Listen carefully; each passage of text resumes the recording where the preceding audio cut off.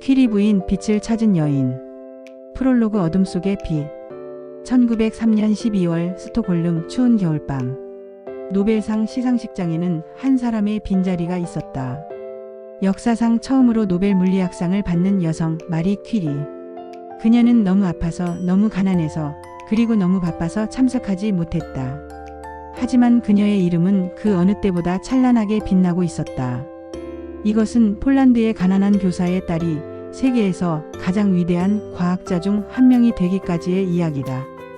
불가능을 가능으로 만든 한 여인의 집념과 용기, 그리고 사랑의 이야기다. 제1장 바르샤바의 소녀.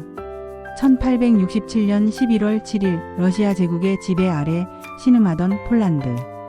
바르샤바에서 마리아 스클로도프스카가 태어났다. 5남매 중 막내였던 마리아는 모두가 마냐라고 부르는 귀여운 소녀였다. 마냐의 아버지 블라디슬라프는 물리학과 수학을 가르치는 교사였다. 그는 딸들에게도 과학을 가르쳤는데 이는 당시로서는 매우 혁명적인 생각이었다. 작은 마냐는 아버지의 서재에 놓인 유리관과 저울, 광물 표본들을 신기한 듯 바라보곤 했다. 그녀는 아직 그것들의 이름도 몰랐지만 이미 그 신비로움에 빠져 있었다. 이게 뭐예요, 아빠? 이건 전기계란다, 마냐. 이 세상에는 우리 눈에 보이지 않는 신비한 힘들이 있단다. 어린 마냐는 눈을 반짝이며 들었다. 보이지 않는 것들을 보고 싶다는 소망이 그녀의 마음속에 씨앗으로 자리 잡았다. 하지만 마냐의 어린 시절은 행복하기만 하지는 않았다. 폴란드는 러시아의 가혹한 지배 아래 있었다. 학교에서 폴란드어를 사용하는 것조차 금지되어 있었다. 러시아 감독관이 갑자기 교실에 들이닥치면 아이들은 재빨리 폴란드어 책을 숨기고 러시아어로 암송을 해야 했다. 검사관 앞에 마냐. 1876년 겨울 바르샤바의 한 여학교 교실. 10살 소녀 마냐 스클로도프스카는 친구들과 함께 폴란드 역사책을 읽고 있었다. 갑자기 복도에서 벨이 울렸다. 1번, 2번, 3번. 신호였다. 러시아 검사관이야. 시코르스카 선생님이 급하게 속삭였다. 빨리. 폴란드어 책 숨겨. 아이들은 재빨리 움직였다. 폴란드 역사책, 폴란드 지리책, 폴란드어로 된 모든 책을 책상 서랍 깊숙이 밀어 넣었다. 그리고 러시아어 교과서를 꺼내 책상 위에 놓았다. 시코르스카 선생님은 떨리는 손으로 머리카락을 정돈했다. 그녀의 얼굴은 창백했다.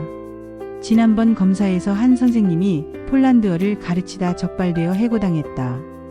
그 선생님은 시베리아로 유배되었다는 소문도 있었다. 육중한 발걸음 소리가 복도에서 들려왔다. 그리고 문이 열렸다. 러시아 장학사 호른베르크가 들어왔다.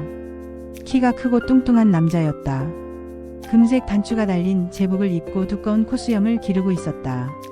그의 작은 눈은 차갑고 의심스러운 눈빛으로 교실을 훑었다. 일어서시오. 시코르스카 선생님이 명령했다. 아이들이 일제히 일어섰다. 마냐는 두 손을 꼭 쥐었다. 그녀의 심장이 요란하게 뛰었다. 호른베르크는 느릿느릿 교실을 돌아다니며 책상 위를 살피고 서랍을 열어보고 벽에 걸린 지도를 확인했다. 러시아 제국의 지도였다. 폴란드는 그 지도에서 한 지방에 불과했다. 호른베르크가 중얼거렸다. 좋소. 이제 학생들을 검사하겠어. 그의 눈이 교실을 둘러보다가 마냐에게 멈췄다. 마냐는 반에서 가장 똑똑한 학생으로 알려져 있었다. 항상 완벽한 답을 했다. 하지만 그것이 지금은 저주가 될 수도 있었다. 저 아이, 호른베르크가 마냐를 가리켰다. 이름이 뭔가? 마리아 스클로도프스카입니다, 카카. 마냐는 러시아어로 대답했다. 그녀의 목소리는 조금 떨렸다. 가까이 오너라. 마냐는 교단 앞으로 나갔다. 다리가 후들거렸지만 그녀는 등을 곧게 펴고 검사관을 똑바로 쳐다보았다. 호른베르크는 마냐를 위아래로 훑어보았다. 러시아 황제 폐하의 이름을 대시오. 알렉산드르 2세 폐하입니다. 마냐의 목소리는 이제 안정되었다. 황제 폐하의 칭호들을 모두 암송하시오. 마냐는 숨을 깊이 들이마셨다. 그리고 마치 기계처럼 정확하게 암송하기 시작했다. 전 러시아의 황제이시자 독재자이신 모스크바, 키예프, 블라디미르 노브고로드의 차르, 카잔의 차르, 아스트라한의 차르, 폴란드의 차르. 그녀는 계속 이어갔다. 길고 복잡한 칭호들을 하나도 빠뜨리지 않고 하나도 틀리지 않고 암송했다. 교실은 쥐 죽은 듯 조용했다. 아이들은 숨도 쉬지 않는 것 같았다. 시베리아의 군주이시자 체르케스크와 산악 공우들의 대군주이시며 마냐의 목소리는 계속되었다. 호른베르크는 눈썹을 치켜 올렸다. 조금 놀란 표정이었다. 마냐는 마침내 끝냈다. 그리고 여타 모든 영토의 통치자이십니다. 잠시 침묵이 흘렀다. 호른베르크는 만족한 듯 끄덕였다. 잘했다. 이제 황제 폐하의 장남들의 이름을 대시오. 니콜라이 알렉산드르 블라디미르. 마냐는 다시 정확하게 답했다. 러시아 제국의 주요 도시들을 말해보시오. 상트페테르부르크, 모스크바, 키예프, 오데사, 바르샤바. 우리의 신성한 종교회에 대해 말해보시오. 마냐는 대답했다. 정교회의 교리를, 성인들의 이름을, 주요 축일들을. 그녀는 모든 것을 완벽하게 알고 있었다. 호른베르크는 계속 질문했다. 러시아 역사에 대해, 러시아 지리에 대해, 러시아 문학에 대해. 마냐는 모든 질문에 완벽하게 대답했다. 그녀의 목소리는 흔들리지 않았다.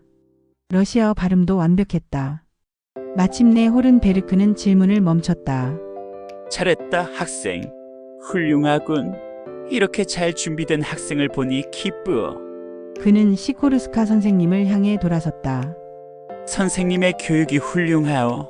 이 학생은 충성스러운 러시아 제국의 신민이 될 것이오. 감사합니다, 카카. 시코르스카 선생님이 공손하게 고개를 숙였다. 호른베르크는 교실을 떠났다. 그의 무거운 발걸음 소리가 복도에서 멀어져 갔다. 마냐는 여전히 교단 앞에 서 있었다. 그녀의 얼굴은 창백했다. 갑자기 눈에서 눈물이 쏟아지기 시작했다. 마냐, 시코르스카 선생님이 급히 다가와 소녀를 안아주었다. 괜찮아, 괜찮아. 이제 다 끝났어. 선생님. 마냐는 흐느꼈다. 저는 거짓말을 했어요. 저는 폴란드 사람인데 러시아를 사랑하는 척. 시코르스카 선생님이 마냐의 등을 토닥였다. 내가 한 일은 거짓말이 아니란다. 마냐, 넌 우리 모두를 지켜줬어. 내가 대답하지 못했다면 나는 해고되었을 거야. 우리 학교는 폐쇄되었을지도 몰라. 다른 아이들이 마냐를 둘러쌌다. 그들도 눈물을 흘리고 있었다. 마냐, 넌 정말 용감했어. 우리는 내가 자랑스러워. 하지만 마냐는 계속 울었다. 그녀는 자랑스럽지 않았다. 굴욕감을 느꼈다. 증오하는 것들을 암송해야 했고 억압자를 칭송해야 했다. 자신의 조국 폴란드를 부정해야 했다. 그날 밤 집에 돌아온 마냐는 아버지에게 물었다. 아빠, 왜 우리는 폴란드 사람인데 러시아어를 배워야 해요? 왜 우리말을 하면 안 돼요? 블라디슬라프 스클로도프스키는 딸을 무릎에 앉혔다. 마냐, 지금 우리는 약해. 러시아는 강하고 우리는 약해서 그들의 규칙을 따라야 해. 하지만 언젠가는 달라질 거야. 언제요? 내가 정확히 말할 수는 없단다. 하지만 내가 기억해야 할 것은 지식은 아무도 빼앗아갈 수 없다는 거야. 내가 배운 모든 것, 러시아어든 폴란드어든 과학이든 그것은 모두 내 것이야. 그리고 언젠가 그 지식으로 세상을 바꿀 수 있을 거야. 정말요? 정말이란다. 넌 특별한 아이야, 마냐. 오늘 내가 보여준 용기와 똑똑함으로 언젠가 위대한 일을 할 거야. 나는 확신해. 마냐는 아버지의 품에 안겨 눈물을 닦았다. 그녀는 그날의 굴욕을 결코 잊지 않을 것이었다. 그것은 그녀의 마음속에 불씨를 지폈다. 증명하고 싶은 욕구, 자유롭게 생각하고 싶은 갈망, 그리고 자신의 가치를 세상에 보여주고 싶은 결심. 그날 교실에서 울던 10살 소녀 마냐는 훗날 세계에서 가장 위대한 과학자 중 한 명이 될 것이었다. 그리고 그녀는 폴란드를 잊지 않았다. 자신이 발견한 첫 번째 원소에 폴로늄이라는 이름을 붙임으로써 그녀는 전 세계에 폴란드의 존재를 알렸다. 하지만 그날, 그 추운 겨울날, 그녀는 그저 우는 소녀일 뿐이었다. 완벽하게 암송했지만 가슴이 찢어지는 소녀. 더 큰 비극이 마냐를 덮쳤다. 10살이 되던 해 사랑하는 어머니가 결핵으로 세상을 떠났다. 얼마 전에는 큰언니 조피아도 장티푸스로 잃었다. 너무 어린 나이에 겪은 두 번의 죽음은 마냐의 마음에 깊은 상처를 남겼다. 그녀는 신앙을 잃었고 대신 과학이라는 새로운 신념을 품게 되었다. 과학은 거짓말을 하지 않았다. 과학은 명확한 답을 주었다. 고등학교를 수석으로 졸업한 마냐는 대학에 가고 싶었다. 하지만 바르샤바 대학은 여학생을 받지 않았다. 폴란드 전체에 여성이 다닐 수 있는 대학은 단 한 곳도 없었다. 파리로 가야 해. 언니 브루냐가 말했다. 파리 소르본 대학에는 여학생도 받아준대. 하지만 문제는 돈이었다. 아버지는 가족을 먹여 살리기에도 빠듯한 형편이었다. 제2장 뜨거운 꿈 차가운 현실. 18살의 마냐는 대담한 결심을 했다.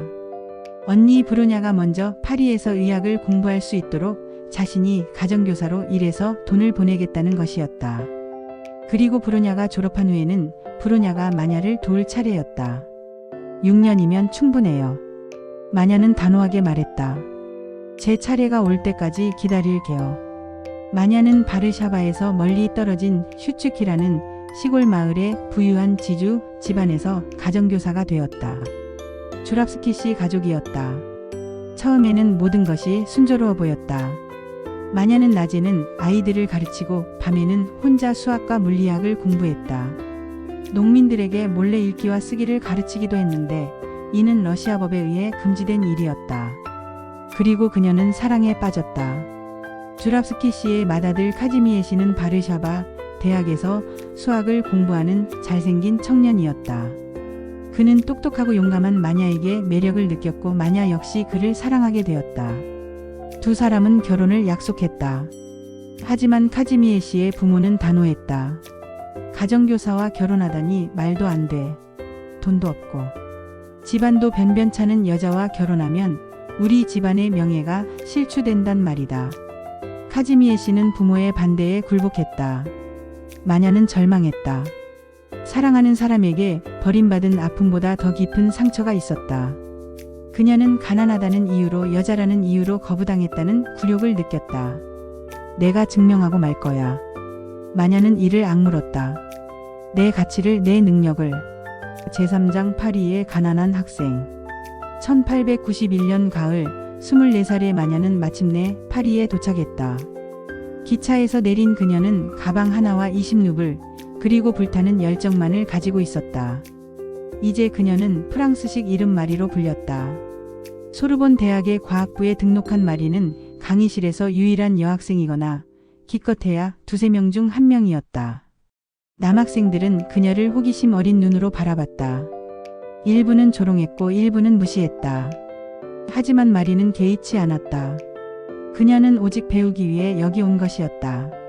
마리는 언니 브루냐의 집에서 멀리 떨어진 다락방을 얻었다. 그곳은 여름에는 찜통같이 덥고 겨울에는 얼음장같이 추웠다. 난방은 작은 석탄 난로가 전부였는데 석탄을 살 돈이 없어서 대부분의 겨울밤을 떨면서 보냈다. 식사는 더욱 비참했다. 하루에 빵과 초콜릿 한 조각, 때로는 달걀 하나가 전부였다.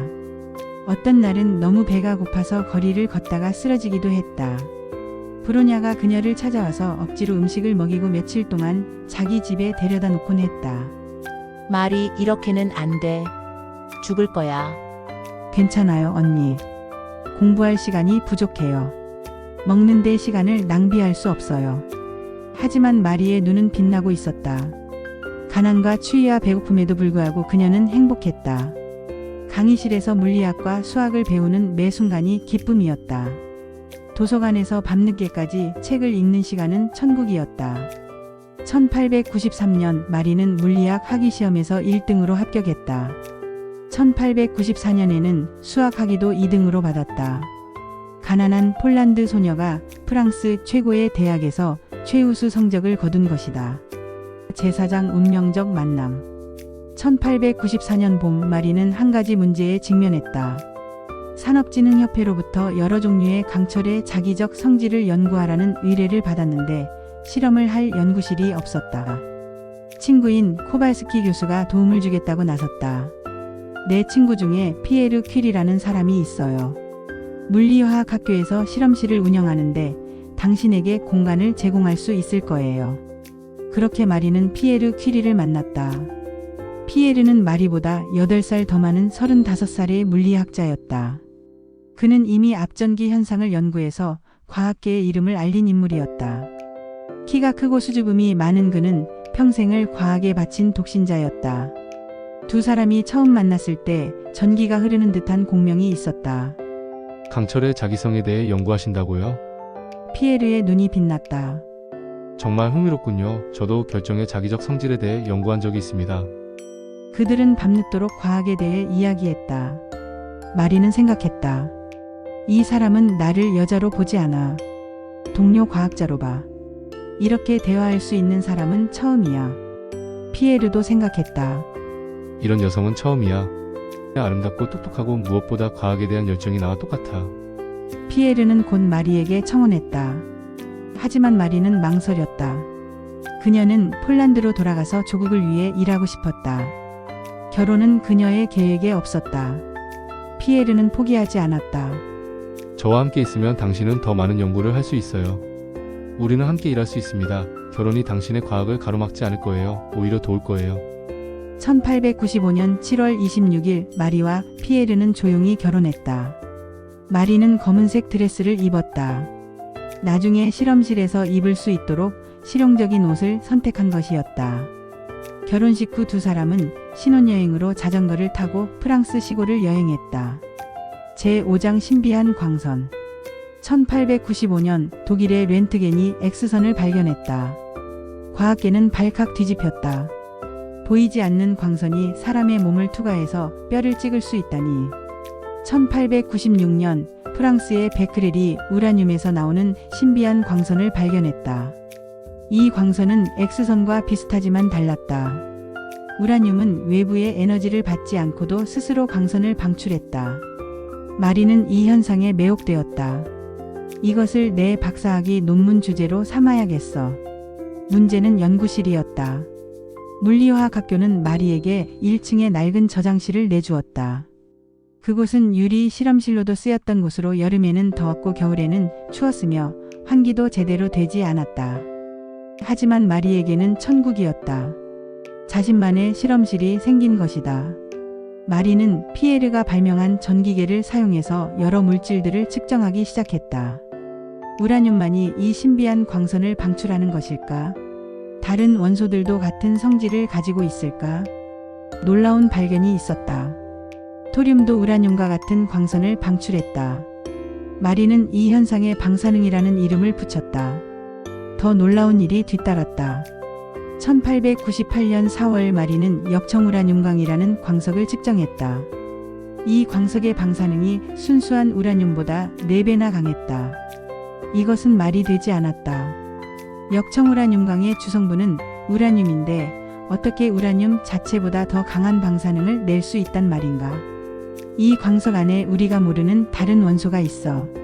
마리는 확신했다. 우라늄보다 훨씬 더 강한 방사능을 내는 미지의 원소가. 피에르는 자신의 연구를 중단하고 아내와 합류했다. 당신이 옳다면 이것은 과학사에 남을 대발견이 될 거요. 제6장 끝없는 추적. 마리와 피에르는 역청우라늄광에서 미지의 원소를 분리해내기 시작했다. 이것은 상상을 초월하는 고된 작업이었다. 그들은 오스트리아 정부에 편지를 써서 보헤미아의 광산에서 나온 역청우라늄광 찌꺼기를 얻었다. 우라늄을 추출하고 남은 쓰레기였다. 어마어마한 양의 갈색가루 더미가 실험실 마당에 도착했다. 마리는 거대한 가마솥에 광석을 넣고 끓이기 시작했다. 무거운 쇠막대기로 젓고 끓이고 거르고 침전시키고 다시 끓이고 하루에 20kg씩 처리했다. 여름 더위 속에서 땀을 뚝뚝 흘리며 겨울 추위 속에서 입김을 내뿜으며.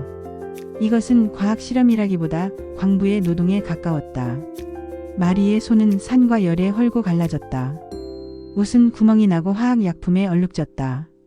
1898년 7월 첫 번째 성과가 나왔다. 그들은 광석에서 비스무트와 비슷하지만 다른 물질을 분리했다. 이 물질의 방사능은 우라늄보다 400배 강했다. 새로운 원소를 발견했어요. 마리는 외쳤다. 그들은 이 원소를 폴로늄이라고 명명했다. 마리의 조국 폴란드를 기념하여. 하지만 이것으로 끝이 아니었다. 폴로늄을 분리해낸 후에도 잔류물은 여전히 강한 방사능을 냈다. 또 다른 미지의 원소가 있었다. 1898년 12월 그들은 두 번째 원소의 존재를 발표했다. 이것은 바륨과 비슷하지만 다른 원소였고 그 방사능은 우라늄보다 무려 900배나 강했다. 그들은 이것을 라듐이라고 명명했다. 라틴어로 광선을 의미하는 레이디어스에서 따온 이름이었다. 과학계는 흥분했지만 동시에 회의적이었다. 정말로 새로운 원소인가? 증명해 보시오. 순수한 라듐을 분리해서 그 원자량을 측정해 보시오. 마리는 이를 악물었다. 좋아요. 증명하겠어요. 제7장 4년의 지옥. 1899년부터 1902년까지 마리 퀴리는 인간의 인내력이 어디까지인지를 보여주었다. 목표는 단순했다. 수톤의 역청우라늄광 찌꺼기에서 1g의 순수한 라듐을 얻는 것. 하지만 실행은 악몽이었다. 그들의 연구실은 물리화학학교 마당의 낡은 헛간이었다. 지붕은 새고 바닥은 아스팔트였으며 환기는 형편없었다. 여름에는 숨이 막히고 겨울에는 추위에 떨었다. 한독일 과학자는 이곳을 방문하고 나서 감자 저장고와 마구간 사이에 무엇이라고 표현했다. 마리는 매일 이 헛간에서 20kg의 광석을 처리했다. 거대한 가마솥을 저으며 유독한 증기를 마시며 산에 손을 대이며 그녀의 옷은 구멍투성이가 되었고 손은 화학 화상으로 뒤덮였다. 1898년 9월 그들의 첫 딸 이렌이 태어났다. 마리는 출산 후 몇 주 만에 다시 실험실로 돌아왔다. 아침에는 아기를 돌보고 낮에는 실험하고 밤에는 데이터를 정리했다. 피에르는 종종 고통으로 신음했다.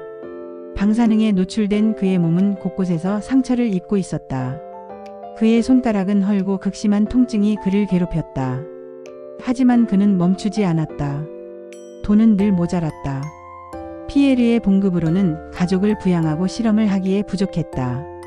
마리는 밤에 여학교에서 물리학을 가르치며 추가 수입을 벌었다. 그녀는 하루에 몇 시간밖에 자지 못했다. 포기해요, 마리. 친구들이 말했다. 당신 몸이 망가지고 있어요. 아니요. 마리는 고집했다. 거의 다 왔어요. 조금만 더. 실험 노트는 그녀의 집착을 보여준다. 1900년 3월 14일 100kg 처리. 1900년 3월 16일 150kg 처리. 끝없는 숫자들, 끝없는 정제 과정. 그러던 어느 날 밤 피에르가 말했다. 오늘 밤 실험실에 가봐요. 왜요? 너무 피곤해요. 그냥 가봐요. 특별한 것을 보여주고 싶어요. 두 사람은 어둠 속에서 헛간으로 걸어갔다. 피에르가 문을 열자 마리는 숨을 멈췄다. 어둠 속에서 유리 용기들이 푸르스름한 빛으로 빛나고 있었다. 라듐이었다. 그들이 정제한 라듐이 어둠 속에서 스스로 빛을 내고 있었다. 오, 피에르. 마리는 눈물을 흘렸다. 우리가 해냈어요. 정말로 해냈어요. 그 푸른 빛은 너무나 아름다웠다. 마치 별빛 같았고 마법 같았고 꿈 같았다. 4년의 고통이 이 순간을 위한 것이었다. 1902년 마리는 마침내 1데시그램의 순수한 라듐 염화물을 얻는 데 성공했다. 그 원자량은 225였다. 라듐은 이제 의심의 여지 없이 새로운 원소로 인정받았다. 제8장 노벨상과 비극. 1903년 6월 마리 퀴리는 소르본 대학에서 박사학위를 받았다. 심사위원들은 그녀의 논문을 과학에 대한 가장 위대한 공헌이라고 평가했다. 같은 해 12월 스웨덴 왕립과학원은 노벨 물리학상을 발표했다. 수상자는 앙리 베크렐, 피에르 퀴리, 그리고 마리 퀴리. 마리는 역사상 최초로 노벨상을 받는 여성이 되었다. 하지만 처음에는 마리의 이름이 후보에 없었다. 프랑스 과학원의 한 회원이 베크렐과 피에르만 추천했던 것이다. 피에르가 편지를 써서 항의했다. 저의 연구는 마리와 함께한 것입니다. 그녀의 공헌 없이는 불가능했습니다. 그녀가 포함되지 않는다면 저도 상을 받지 않겠습니다. 결국 마리의 이름이 추가되었다. 시상식에 참석하기에는 둘 다 너무 아팠다. 방사능에 장기간 노출된 그들의 몸은 병들어 있었다. 그들은 1년 반 후에야 스웨덴을 방문해서 노벨 강연을 할 수 있었다. 노벨상은 세계적 명성을 가져왔다. 신문들은 퀴리 부부를 과학의 연인들, 실험실의 로미오와 줄리엣이라고 불렀다. 사람들은 라듐에 열광했다. 라듐 크림, 라듐 음료, 라듐 온천이 유행했다. 아무도 그것이 위험하다는 것을 몰랐다. 하지만 마리에게 진정한 기쁨은 따로 있었다. 1904년 12월 둘째 딸 이브가 태어났다. 그리고 1905년 피에르는 마침내 소르본 대학의 정교수가 되었고 마리는 그의 실험실 책임자가 되었다. 모든 것이 완벽해 보였다. 하지만 운명은 잔인했다. 1906년 4월 19일 비가 내리는 목요일이었다. 피에르는 과학원 회의에 참석했다가 출판업자를 만나러 가던 길이었다. 비에 젖은 도핑가를 건너다가 그는 마차에 치였다. 큰 진마차였다. 무게가 수톤이었다. 피에르는 말발굽 사이로 넘어졌고 뒷바퀴가 그의 머리를 깔아뭉갰다. 47살의 피에르 퀴리, 프랑스 최고의 물리학자이자 마리의 동반자이자 사랑은 그렇게 세상을 떠났다. 피에르 퀴리의 실험실 조수였던 피에르 클레르크는 경찰 조사에서 퀴리가 평소 거리를 걷거나 자전거를 탈 때 충분히 주의를 기울이지 않았고 다른 것들을 생각하고 있었다고 진술했습니다. 그의 아버지와 실험실 조수는 피에르의 깊은 사색과 멍한 상태가 사고의 원인이었을 것으로 믿었습니다. 제9장 혼자서. 그들은 피에르를 집으로 데려왔어요. 나는 그를 옷 입히고 입을 맞췄어요. 그의 얼굴은 평화로웠어요. 마리는 일기에 이렇게 썼다. 하지만 그녀의 마음은 산산조각 났다. 38살의 미망인이 된 마리는 두 어린 딸과 함께 남겨졌다. 이레는 8살, 이브는 겨우 돌이 지났다. 세상은 그녀에게 동정을 보냈지만 마리는 동정을 원하지 않았다. 그녀는 일을 원했다. 피에르, 당신이 시작한 일을 제가 끝낼게요. 약속해요. 소르본 대학은 전례 없는 결정을 내렸다. 피에르의 교수직을 마리에게 주기로 한 것이다. 마리는 소르본 역사상 최초의 여성 교수가 되었다. 1906년 11월 5일 마리의 첫 강의가 있던 날 강의실은 발 디딜 틈이 없었다. 학생들뿐 아니라 신문기자들, 호기심 많은 사람들, 그리고 여성들이 모여들었다. 그들은 여자가 과학을 가르치는 것을 보고 싶어 했다. 마리는 정확히 1시 반에 들어왔다. 검은 드레스를 입고 창백한 얼굴에 단호한 표정으로. 그녀는 청중을 한번 보고 칠판으로 돌아섰다. 지난 시간에 우리는. 그녀는 피에르의 마지막 강의가 끝난 정확히 그 지점에서 시작했다. 남편의 죽음에 대한 언급도 감상적인 말도 없었다. 단지 과학이 있을 뿐이었다. 청중은 숙연해졌다. 이것은 그들이 기대했던 드라마가 아니었다. 이것은 용기였고 헌신이었고 사랑이었다. 마리는 혼자서 라듐 연구를 계속했다. 그녀의 목표는 순수한 금속 라듐을 분리하는 것이었다. 지금까지는 라듐 염화 합물만 얻었을 뿐이었다. 1910년 마리와 조수 앙드레 드비에르는 마침내 성공했다. 전기 분해를 통해 순수한 금속 라듐을 얻어낸 것이다. 은빛으로 빛나는 작은 알갱이. 마리는 그것을 보며 울었다. 피에르 봤어요? 우리가 해냈어요. 같은 해 마리는 라듐의 정확한 원자량을 측정했다. 226.45. 이제 라듐은 주기율표에 확실히 자리 잡았다. 제10장 또 다른 전쟁. 1911년 마리 퀴리는 두 번째 노벨상을 받았다. 이번에는 화학상이었다. 순수한 라듐을 분리하고 그 성질을 밝힌 공로였다. 마리는 한 사람이 두 개의 노벨상을 받은 최초의 인물이 되었다. 게다가 서로 다른 분야에서. 하지만 1911년은 마리에게 가장 끔찍한 해이기도 했다. 그해 여름 프랑스 신문들은 스캔들을 터뜨렸다. 퀴리 부인 유부남과 연문. 마리가 피에르의 제자였던 물리학자 폴 랑주뱅과 연애한다는 것이었다. 랑주뱅은 결혼은 했지만 아내와 별거 중이었다.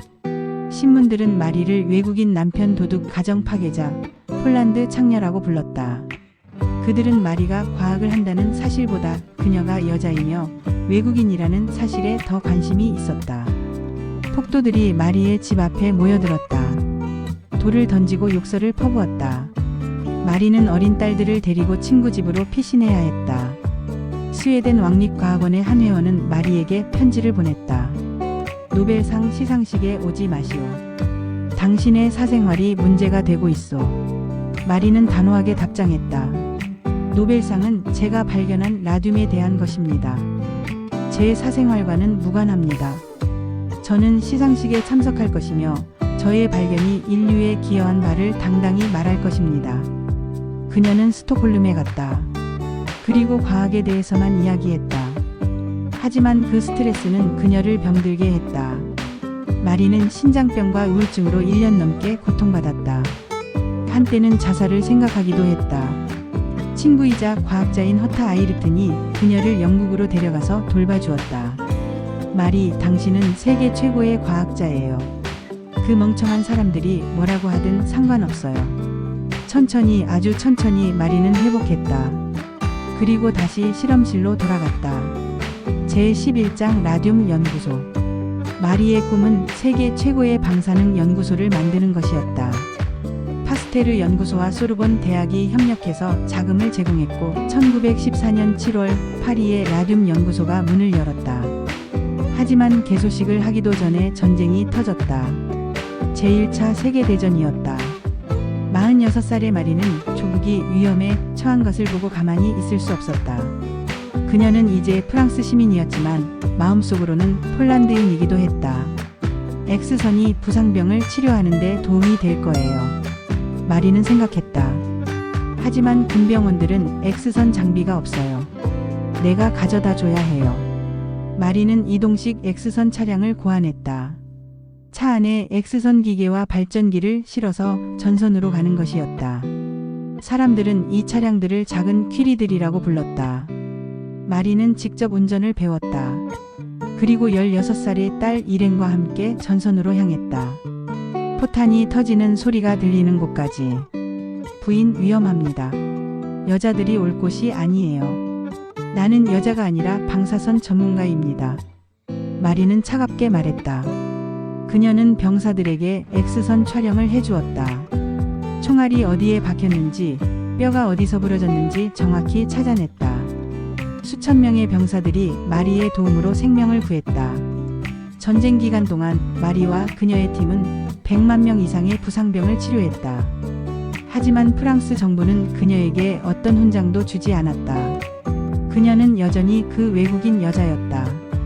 전쟁이 끝나고 마리는 라듐 연구소로 돌아왔다. 이제 진짜 일을 시작할 때였다. 제12장 라듐을 위한 순례. 1920년 미국의 한 여성 기자 마리 멜로니가 마리를 인터뷰하러 왔다. 퀴리 부인, 전 세계에 라듐이 얼마나 있습니까? 약 50g 정도입니다. 부인은 얼마나 가지고 계십니까? 마리는 씁쓸하게 웃었다. 1g입니다. 연구소에서 쓰는 것인데 그것도 제 것이 아니에요. 빌린 겁니다. 멜로니는 충격을 받았다. 라듐을 발견한 사람이 정작 라듐이 없다니. 라듐 1g의 값은 얼마입니까? 미국에서는 약 10만 달러입니다. 그것은 어마어마한 돈이었다. 마리는 평생을 라듐 연구에 바쳤지만 가난했다. 왜? 그녀는 라듐 정제 방법에 대한 특허를 내지 않았기 때문이었다. 과학적 발견은 인류 전체의 것이에요. 마리는 말했다. 제가 특허를 내면 다른 과학자들이 자유롭게 연구할 수 없게 돼요. 그건 과학의 정신에 어긋나는 일이에요. 그 결과 미국의 기업들은 라듐을 생산해서 큰 돈을 벌었지만 정작 발견자는 연구할 라듐조차 살 수 없었다. 멜로니는 결심했다. 미국 여성들이 퀴리 부인에게 라듐을 선물해야 해요. 그녀는 미국으로 돌아가서 모금 운동을 시작했다. 마리 퀴리 라듐 기금이었다. 미국 전역의 여성들이, 학생들이, 과학을 사랑하는 사람들이 돈을 모았다. 1센트 1달러씩. 1921년 5월 51세의 마리는 두 딸과 함께 미국으로 향했다. 그녀의 첫 미국 방문이었다. 환영은 압도적이었다. 뉴욕 항구에는 수천 명의 사람들이 모여 있었다. 마리가 배에서 내리자 환호성이 터졌다. 카퍼레이드, 환영 만찬, 강연회가 이어졌다. 마리는 힘들어했다. 그녀는 군중을 싫어했고 시끄러운 것을 싫어했고 스포트라이트를 싫어했다. 더구나 그녀의 건강은 좋지 않았다. 눈은 백내장으로 거의 보이지 않았고 귀는 방사능 손상으로 잘 들리지 않았다. 하지만 그녀는 참았다. 라듐을 위해서. 5월 20일 백악관에서 하딩 대통령이 마리에게 1g의 라듐을 전달했다. 정확히는 라듐이 든 납 상자의 열쇠였다. 실제 라듐은 너무 위험해서 의료센터에 보관되었다. 미국 여성들의 이름으로 과학에 대한 당신의 헌신에 감사를 표합니다. 마리는 눈물을 글썽였다. 감사합니다. 이 라듐으로 암 환자들을 치료하는 연구를 하겠습니다. 7주 동안의 미국 여행은 승리의 행진이었다. 하지만 마리는 지쳐서 쓰러질 것 같았다. 프랑스로 돌아왔을 때 그녀는 몇 달 동안 침대에서 일어나지 못했다. 제13장 어머니와 딸들. 마리에게는 과학 못지않게 중요한 것이 있었다. 바로 두 딸이었다. 이레는 엄마를 닮아 물리학과 화학에 재능이 있었다. 조용하고 진지한 성격도 엄마와 같았다. 그녀는 어려서부터 엄마의 실험실에서 일했고 제1차 세계대전 때는 16살의 나이에 엄마와 함께 전선에서 X선 촬영을 했다. 이레는 제2의 나예요. 마리는 자랑스러워했다. 이레는 소르본에서 물리학을 공부하고 어머니의 라듐 연구소에서 일하기 시작했다. 1926년 그녀는 연구소의 젊은 물리학자 프레데리크 졸리오와 결혼했다. 마리는 매우 기뻐했다. 피에로와 내가 함께 일했듯이 너희도 함께 일하거라. 실제로 이렌과 프레데리크는 훌륭한 팀이 되었다. 1935년 그들은 인공 방사능을 발견해서 노벨 화학상을 받았다. 이레는 어머니의 뒤를 이어 노벨상 수상자가 되었다. 퀴리 가문은 5개의 노벨상을 받은 유일한 가문이 되었다. 둘째 딸 이브는 전혀 달랐다. 그녀는 과학에 관심이 없었다. 대신 음악과 문학을 사랑했다. 피아노를 배우고 글을 썼으며 사교계를 즐겼다. 이브는 나를 걱정하게 해요. 마리는 친구에게 말했다. 과학에는 관심도 없고 젊은 남자들과 춤추는 것만 좋아해요. 하지만 실제로 마리는 이브를 매우 사랑했다. 이브는 심각하고 우울한 어머니를 웃게 만들 수 있는 유일한 사람이었다. 이브는 밝고 명랑했으며 인생을 즐길 줄 알았다. 엄마, 과학이 전부는 아니에요. 음악도 있고 사랑도 있고 기쁨도 있어요. 내가 옳구나. 마리는 웃었다. 내가 놓친 것들이지. 어느 날 이브가 우아한 검정 드레스를 입고 외출 준비를 하고 있었다. 당시 파리 사교계에서 유행하던 세련된 스타일이었다. 마리는 딸을 보더니 갑자기 걱정스러운 표정을 지었다. 이런 불쌍한 내 딸아. 이 검은 드레스는 너무나도 매혹적이야. 그런 색은 남자들의 시선만을 끌게 될 거야. 이브는 놀라서 어머니를 바라봤다. 평생 검정 옷만 입어온 어머니가 이런 말을 하다니. 엄마, 그럼 엄마는요? 엄마도 항상 검은 옷만 입으시잖아요. 마리는 당황한 듯 결혼식 때도 노벨상 시상식에서도 실험실에서도 강의실에서도 늘 검은색을 입었다. 나는 실용적이어서 입는 거야. 실험실에서 얼룩이 덜 보이고 신경 쓸 필요가 없으니까. 너처럼 매혹적으로 보이려고 입는 게 아니란다. 이브는 웃음을 참으려 애썼다. 패션, 우아함, 매혹 같은 것들은 마리 퀴리의 세계에는 없었다. 엄마, 저는 그냥 멋있어 보이려고 입는 거예요. 검은색이 세련돼 보이잖아요. 마리는 엄격하지만 사랑이 넘치는 어머니였다. 그녀는 딸들에게 독립심과 자신감을 가르쳤다. 여자라는 이유로 꿈을 포기하지 말라고 가르쳤다. 세상이 너희를 믿지 않아도 너희는 너희 자신을 믿어야 해. 내가 그랬듯이. 아인슈타인과의 엘리베이터 대화. 1913년 여름 스위스 알프스. 마리 퀴리는 두 딸 이렌과 이브를 데리고 휴가를 보내고 있었다. 그곳에서 알베르트 아인슈타인의 가족과 만나 함께 시간을 보냈다. 어느 날 두 과학자는 산길을 걸으며 대화를 나누고 있었다. 뒤에서 이브와 아인슈타인의 아들들이 따라왔다. 아인슈타인이 갑자기 흥분해서 말하기 시작했다. 퀴리 부인, 제 새로운 이론을 말씀드려야겠어요. 엘리베이터를 상상해보세요. 만약 엘리베이터의 줄이 끊어져서 자유낙하한다면 엘리베이터 안에 있는 사람은 무중력 상태를 느끼겠죠. 마리가 즉시 이해하며 말했다. 바로 그겁니다. 반대로 우주 공간에 떠 있는 엘리베이터가 위로 가속된다면 안에 있는 사람은 중력을 느끼는 것과 똑같을 거예요. 두 사람은 점점 더 열띤 토론에 빠져들었다. 프랑스어와 독일어가 뒤섞였고 손짓 발짓이 커졌다. 중력 가속도 시공간의 휘어짐. 뒤에서 걷던 11살 이브는 혼란스러웠다. 이렌 언니, 이브가 속삭였다. 엄마랑 아인슈타인 아저씨가 무슨 말을 하는 거야? 엘리베이터가 왜 우주에 있어? 그리고 줄이 끊어지면 위험한 거 아니야? 16살의 이레는 이미 어머니의 실험실에서 일하며 물리학을 공부하고 있었다. 하지만 그녀도 고개를 저었다. 나도 잘 모르겠어, 이브. 상대성 이론에 관한 것 같은데. 너무 어려워. 아인슈타인의 아들 중 하나가 한숨을 쉬었다. 우리 아빠는 항상 저래. 아무도 이해 못하는 얘기를 하시지. 앞에서 두 과학자는 계속 이야기했다. 그들의 목소리는 점점 더 흥분되었다. 그렇다면 빛조차도. 마리가 말했다. 맞습니다. 빛도 중력에 의해 휘어질 것입니다. 아인슈타인이 외쳤다. 그들은 멈춰 서서 땅바닥에 막대기로 그림을 그리기 시작했다. 곡선, 화살표, 수식들. 아이들은 서로를 바라보며 어깨를 으쓱했다. 어른들의 세계는 너무 어려웠다. 이브는 나중에 어머니의 전기를 쓰면서 이 장면을 회상했다. 나는 그들이 무슨 말을 하는지 전혀 이해할 수 없었다. 엘리베이터, 중력, 우주. 하지만 한 가지는 분명히 알 수 있었다. 엄마와 아인슈타인 씨는 같은 언어를 말하고 있었다. 과학이라는 언어를. 그리고 그들은 그 대화를 통해 깊은 기쁨을 느끼고 있었다. 그날 저녁 숙소로 돌아온 마리는 피곤했지만 눈이 반짝였다. 엄마, 오늘 아인슈타인 아저씨랑 무슨 얘기했어요? 이브가 물었다. 마리는 웃었다. 우주에 대해, 시간에 대해, 중력에 대해 이야기했단다. 엘리베이터 얘기도요? 그래, 엘리베이터도.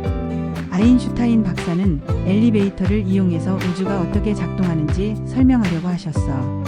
저는 하나도 못 알아들었어요. 마리는 막내딸을 꼭 안아주었다. 괜찮아, 이브. 넌 과학 대신 다른 재능이 있잖니. 내 피아노 연주는 엄마가 가장 사랑하는 음악이란다. 그러면서 속으로 생각했다. 피에르가 살아있었다면 오늘 대화를 얼마나 즐거워했을까. 아인슈타인과 함께라면 우리 셋이서 밤새도록 이야기했을 텐데.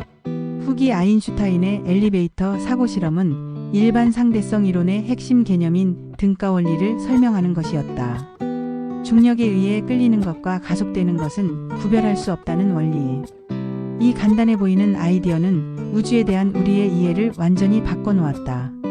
마리 퀴리와 아인슈타인 두 노벨상 수상자는 서로의 천재성을 인정하고 존경했다. 그들은 과학이라는 공통 언어로 깊은 우정을 나눴고 그 우정은 평생 지속되었다. 아인슈타인은 마리 퀴리를 다음과 같이 말했습니다. 마리 퀴리는 모든 유명 인사들 중에서 명성에 의해 타락하지 않은 유일한 사람이다. 또한 1911년 마리가 랑주뱅과의 스캔들로 언론의 공격을 받을 때 아인슈타인은 그녀에게 다음의 편지를 보냈다. 그런 쓰레기는 읽지도 마세요. 그건 파충류들을 위해 만들어진 것이니까요. 라고 격려하며 그녀의 지성, 성실성, 회복력을 칭찬했습니다. 제14장 빛의 대가. 1920년대 후반부터 마리의 건강은 급속히 나빠졌다. 손가락은 방사능 화상으로 심하게 손상되어 있었다. 눈은 백내장으로 거의 안 보였고 여러 번의 수술을 받았다. 귀는 방사능 손상으로 잘 들리지 않았다. 만성 피로에 시달렸고 열이 자주 났다. 의사들은 원인을 알 수 없다고 했다. 하지만 마리는 알고 있었다. 라듐이었다. 30년 넘게 그녀는 라듐과 함께 살았다. 라듐을 만지고 라듐 증기를 마시고 라듐의 광선에 노출되었다. 그녀의 실험 노트는 오늘날까지도 방사능으로 오염되어 있어서 납 상자에 보관되어야 한다. 1920년대에 미국에서 끔찍한 사건이 있었다. 라듐 걸스라고 불리는 여성 노동자들이 시계 문자판에 야광 페인트를 칠하는 일을 했다. 그 페인트에는 라듐이 들어있었다. 여성들은 붓끝을 뾰족하게 만들기 위해 입으로 빨았다. 몇 년 후 그들은 끔찍한 질병에 걸렸다. 턱뼈가 썩고 치아가 빠지고 빈혈에 걸렸다. 많은 사람이 죽었다. 라듐 중독이었다. 세상은 그제야 라듐의 위험성을 깨달았다. 하지만 마리는 인정하지 않았다. 라듐은 위험하지 않아요. 조심스럽게 다루기만 하면 돼요. 사실 그녀는 알고 있었다. 하지만 인정하고 싶지 않았다. 라듐은 그녀의 인생이었다. 피에르와 함께한 추억이었다. 그녀가 세상에 바친 선물이었다. 그것이 자신을 죽이고 있다는 것을 인정할 수 없었다. 1930년대 초 마리는 여전히 연구소를 운영하고 있었다. 하지만 이제는 직접 실험을 할 수 없었다. 눈이 너무 나빠서 거의 보이지 않았기 때문이다. 하지만 실험실에서 그녀의 손은 여전히 확신에 차 있었다. 플라스크를 집어드는 동작, 시약을 떨어뜨리는 각도, 실험기구들 사이의 거리. 그녀의 손은 눈이 필요 없었다. 수천 번, 수만 번 반복했던 그 움직임은 이미 몸에 새겨져 있었다. 실험실을 찾아온 동료들은 그녀가 여전히 정확하고 우아하게 실험을 수행하는 모습에 감탄했다. 아무도 눈치채지 못했다. 그녀가 더 이상 그들의 얼굴을 선명하게 볼 수 없다는 것을. 그녀는 젊은 과학자들을 지도했다. 그들에게 끊임없이 질문하고 정확하게 측정하고 결코 포기하지 말라고 가르쳤다. 과학은 쉽지 않아요. 그녀는 말했다. 하지만 그래서 아름다운 거예요. 쉽게 얻어지는 것은 가치가 없어요. 제15장 마지막 여행. 1934년 5월 마리는 너무 아파서 연구소에 나갈 수 없었다. 고열과 오한에 시달렸다. 의사들은 그녀를 산속의 요양원으로 보냈다. 이브가 어머니를 동행했다. 이래는 임신 중이어서 갈 수 없었다. 마리는 점점 약해졌다. 하지만 여전히 연구소 일을 걱정했다. 이브. 연구소에 전화해서 브라운 박사의 실험이 잘 되고 있는지 물어봐. 엄마 지금은 쉬셔야 해요. 과학자는 쉴 수 없단다. 이브. 6월 말 의사들은 진단을 내렸다. 재생불량성 빈혈. 골수가 피를 만들지 못하는 병이었다. 방사능 노출이 원인이었다. 치료법은 없었다. 마리는 알았다. 자신이 죽어가고 있다는 것을. 하지만 그녀는 불평하지 않았다. 후회하지도 않았다. 내 인생은 아름다웠어. 그녀는 이브에게 말했다. 과학을 사랑했고 피에르를 사랑했고 너희를 사랑했어. 이보다 더 바랄 게 뭐가 있겠니? 1934년 7월 4일 아침 마리 퀴리는 조용히 숨을 거두었다. 66살이었다. 그녀의 마지막 말은 내가 컵을 들 수가 없네 였다. 과학자답게 그녀는 마지막 순간까지 정확하게 자신의 상태를 관찰하고 있었다. 에필로그. 영원한 피. 마리 퀴리는 프랑스 작은 마을의 작은 묘지에 피에르 옆에 묻혔다. 장례식은 조용했다. 마리가 원했던 대로였다. 하지만 그녀의 유산은 조용하지 않았다. 마리가 발견한 라듐은 수천 명의 암 환자를 치료하는 데 쓰였다. 방사능 연구는 현대 물리학의 기초가 되었다. 핵에너지, 방사선 치료, 탄소 연대 측정, 수많은 의학적 발견들이 그녀의 연구에서 시작되었다. 그녀가 증명한 것은 과학만이 아니었다. 여성도 할 수 있다는 것을 증명했다. 가난해도 외국인이어도 세상의 편견과 싸우면서도 꿈을 이룰 수 있다는 것을 보여주었다. 마리의 딸 이레는 어머니의 뒤를 이어 노벨상을 받았고 프랑스 최초의 여성 장관이 되었다. 안타깝게도 이렌도 방사능 노출로 58살에 백혈병으로 사망했다. 마리의 또 다른 딸 이브는 어머니의 전기를 썼다. 퀴리 부인이라는 제목의 이 책은 전 세계적인 베스트셀러가 되었고 수백만 명의 소녀들에게 과학자가 되라고 영감을 주었다. 1995년 마리와 피에르의 유해는 파리의 판테온으로 이장되었다. 판테온은 프랑스의 가장 위대한 인물들이 잠들어 있는 곳이다. 마리는 자신의 공로로 판테온에 안장된 최초의 여성이 되었다. 오늘날 전 세계의 여성 과학자들은 마리 퀴리를 롤모델로 삼는다. 그녀의 사진은 과학 교과서에 실려 있고 그녀의 이름은 학교와 연구소와 거리의 이름이 되었다. 하지만 마리가 정말로 원했던 것은 명성이 아니었다. 그것은 진리였다. 자연의 비밀을 밝히는 것, 인류에게 도움이 되는 것, 그리고 과학이라는 아름다운 여정을 사랑하는 것. 그녀는 한때 이렇게 말했다. 인생에서 두려워할 것은 아무것도 없습니다. 이해해야 할 것만 있을 뿐입니다. 이제는 더 많이 이해해서 덜 두려워할 때입니다. 폴란드의 가난한 소녀 마녀는 세계에서 가장 위대한 과학자 중 한 명이 되었다. 그녀는 보이지 않는 빛을 찾아내서 세상을 밝혔다. 그리고 그 빛은 오늘날까지도 우리를 비추고 있다. 어둠 속에서 빛나는 라듐처럼 마리 퀴리의 정신은 영원히 빛날 것이다. The End. 과학 그 자체가 아름답습니다. 그리고 과학자는 자연이 제공하는 기쁨을 포기할 이유가 없습니다. 마리 퀴리.